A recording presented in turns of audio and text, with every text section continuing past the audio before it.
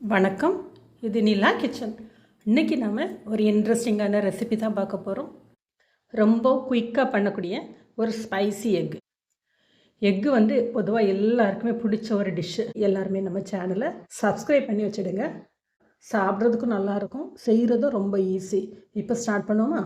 Pan எடுத்துடுங்க, கொஞ்சமாக oil விட்டு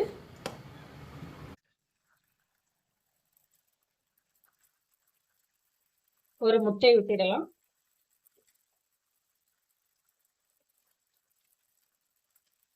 மேலே கொஞ்சமும் மிளகு,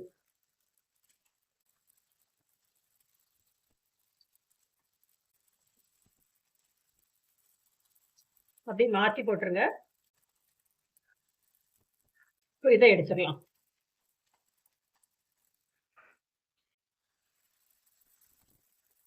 ரெண்டு முட்டை ஃப்ரை பண்ணி எடுத்தாச்சு. இப்போ அதே பேன்லேயே கொஞ்சம் ஆயில் விட்டு ஜீரகம், ஒரு 1/2 டீஸ்பூன் ஜீரகம் போட்டுடுங்க. ஜீரகம் பொரியவும் கருவேப்பிலை கட் பண்ணி போட்டுடுங்க. ஒரு வெங்காயம் நல்லா வதங்கி வரட்டும். இது வெங்காயம் வதங்கி வர்றதுக்காக கொஞ்சமா உப்பு சேர்த்துடுங்க.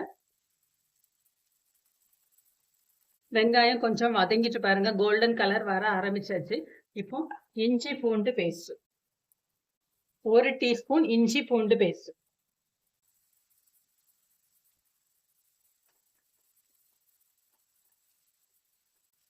இஞ்சி பூண்டு நல்லா வதங்கி வரட்டும். தக்காளி போடுறதுக்கு முன்னாடி இஞ்சி பூண்டோட பச்சை வாசனை போனதுக்கு அப்புறமா கட் பண்ண ஒரு தக்காளி,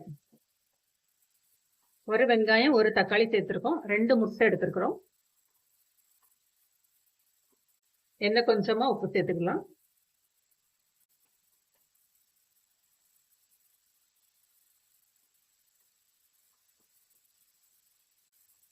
இன்னும் நம்ம மசாலா சேர்க்கல. இப்போ தக்காளி கொஞ்சம் வதங்கினதுக்கு அப்புறமா மற்ற மசாலா எல்லாம் சேர்த்துக்கலாம்.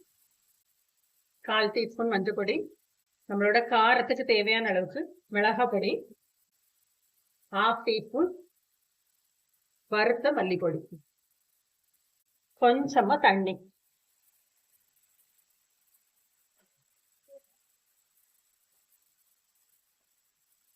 இந்த மசாலா நல்லா வெந்து வரட்டும். மசாலா நல்லா வெந்து வந்துட்டு பாருங்க. இப்போ இதோட ஃப்ரை பண்ண எக்கு,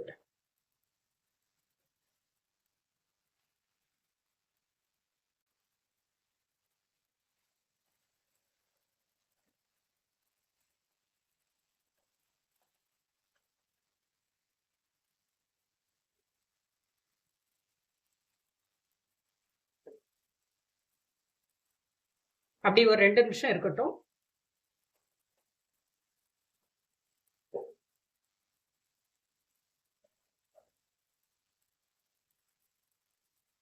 ஃபைனலா கொஞ்சம் மிளகு, மல்லித்தலை தூவி இறக்கிடலாம். நம்மளோட எக் மசாலா ரெடி ஆயிடுச்சு. இதே போல நீங்களும் செஞ்சு பாருங்க. செஞ்சு பார்த்துட்டு எப்படி இருக்கு அப்படின்னு சொல்லிட்டு ஃபீட்பேக் கொடுங்க. இது ரைஸோட நல்லா இருக்கும், ஆப்பம், சப்பாத்தி எல்லாத்துக்குமே சூட் ஆகும். தேங்க்யூ.